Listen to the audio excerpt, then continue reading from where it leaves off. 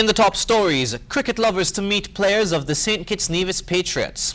Trinidadian MP Dukaran exits the political stage, and a U.S. church shooting suspect awaits bond hearing. Good afternoon. Welcome to the ZIZ Midday Newscast. Today's Friday, 19th June 2015. I'm Jason Davis. First up in national news, with the third edition of the Caribbean Premier League set to bowl off on Saturday, the newest franchise team, the St. Kitts and Nevis Patriots, will be officially presented to the public this afternoon. The players are expected to be on Bank Street in Basse-Terre from 4:30 p.m. Earlier this week, the team's captain and most notable players arrived in the Federation, and our sports team was able to secure interviews with many of them, including Shahid Boom Boom Afridi. The St. Kitts and Nevis Patriots will play their first game on Wednesday, June 24, in St. Lucia against the St. Lucia Zooks. ZIZ Radio and Television will broadcast all of the games at no cost to the viewers and radio listeners. The company is the sole holder of the broadcast rights in St. Kitts and Nevis for this year's league. The Lime Proud Sound Culturama Kaiso tent will be off to a flying start on Friday night, with 11 Calypsonians expected to perform. The tent is expected to begin at 9 p.m. and includes two former Culturama Kaiso kings, Astro and Hollywood. They will perform alongside regular finalists Nutsi, Baker, and Adawa, and other Kaisonians Polo, Enforcer, Daddy Nature, and Daddy Slimba. Executive Director of the Culturama Secretariat, Antonio Librad, has confirmed that St. Kitts' The Mighty Unexpected will be making a guest appearance, while popular local entertainer Calypso Reggie will serve as Master of Ceremonies. Tonight's tent will be held at the Old House Cafe on Pump Road in Stony Grove, Nevis. The Department of Agriculture will host its 8th annual Eat Local Day next Friday, that's June 26, at Independence Square, beginning at 11 in the morning. Alfonso Clark, the marketing officer at the Department of Agriculture, outlined the department's expectations, saying it is their hope to raise awareness of the importance of supporting local sustainable farms. They also hope to increase the flow of local food to the restaurants across the Federation in order to protect farmlands and ensure their success so that future generations can have access. This year's Eat Local Day will also incorporate dishes throughout the region to highlight the diverse cultures of residents. Eat Local Day was founded in 2007 by Alistair Edwards, the current permanent secretary in the Ministry of Agriculture, to encourage caterers to provide all locally sourced menu items. The TDC Group of Companies Board of Directors has announced the appointment of Maritza Bori as a new director. Bori, who is already a member of the executive leadership team at the company, has served as Group Chief Financial Officer and as a director of all of the company's subsidiaries since February of 2014. She will continue to be responsible for finance, accounting, and credit matters of the TDC Group, a release stated, adding that Bori has served as company secretary for the last 14 years. Maritza Bori holds a bachelor's degree in accounting, a master's degree in finance, and is a certified public accountant. On the regional scene in Trinidad, Foreign Affairs Minister Winston Dukaran is bowing out of elective politics. Dukaran, who remained as Foreign Affairs Minister until the September 7 general election, is a man who left the United National Congress to form the Congress of the People, the second majority party in the coalition government. But in making that announcement, he said he had no regrets, but one disappointment. He made the comment just after he said the time has come for him to give way. Disappointment is the Congress of the People, having won 24 seats in the local government election and 6 parliamentary seats within a short space of its inception, is today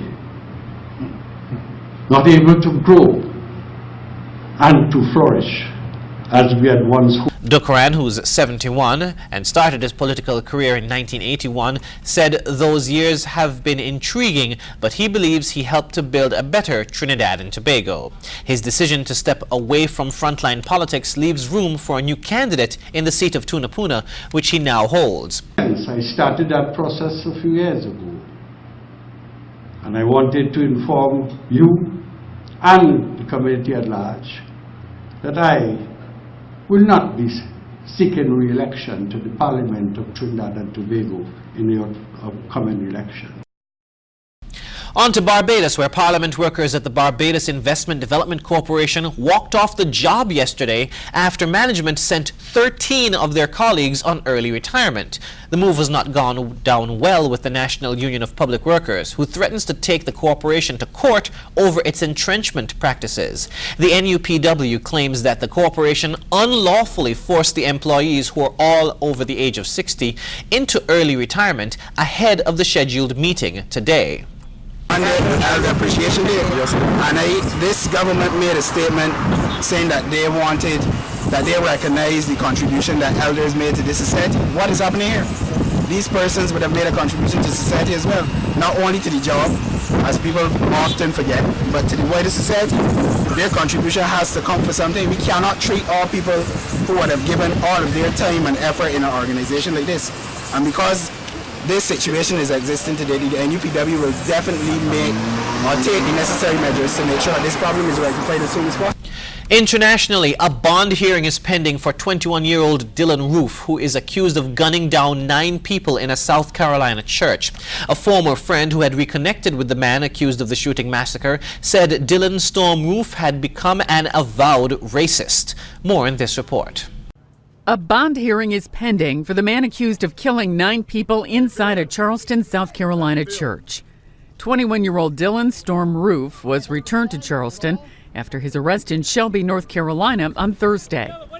Roof is accused of opening fire in the Emmanuel African Methodist Episcopal Church on Wednesday night during a Bible study session. All 9 victims were black. A childhood friend says Roof had hinted that he was planning something. It was a plan. He said that he was planning it for 6 months. Like I said, it was a 6-month plan.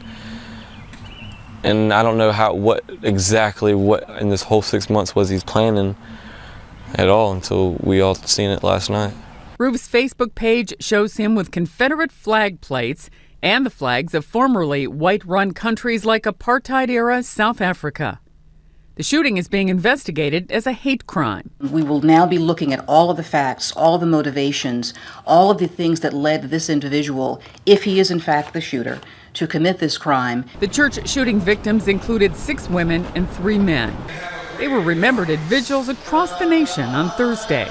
Now, this evil has now even come into the house of God, where people should feel safe, where they come for safety, where they come for peace. President Obama called the shootings another example of damage wreaked on America by guns. Sandy Kozel, The Associated Press. Israel's prime minister has ordered a top priority investigation after an arson attack on a church revered as the site of the biblical feeding of the 5,000. Paul Chapman reports. The fire that swept through the Church of Loaves and Fishes in Jerusalem has gutted part of the building. It's revered in Christianity as the site of the biblical feeding of the 5,000 miracle on the Sea of Galilee. The fire is being blamed on arsonists. A verse from a Hebrew prayer denouncing the worship of false gods was spray-painted on one wall.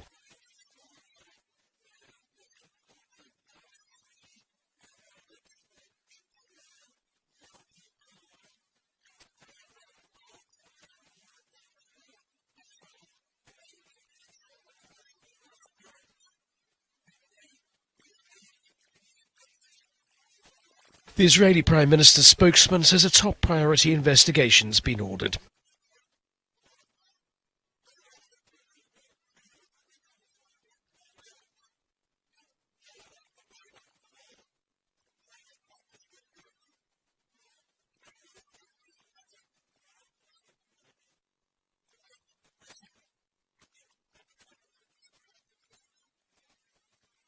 Police have questioned 16 Jewish seminary students visiting the area, but released them within hours. On to the weather. Today's conditions are partly cloudy with haze. We can expect partly cloudy to cloudy skies with little or no shower activities, but tonight will be fair. Winds are blowing moderately from the east-northeast at 14 miles per hour. Temperatures will reach a height of 82 degrees Fahrenheit. Sunset today will be at 6:47 p.m., sunrise tomorrow at 5:37 a.m. And that brings us to the end of the ZIZ Midday Newscast. Join us this evening for these stories and more in detail. Thank you for joining us. I'm Jason Davis. Have a great day.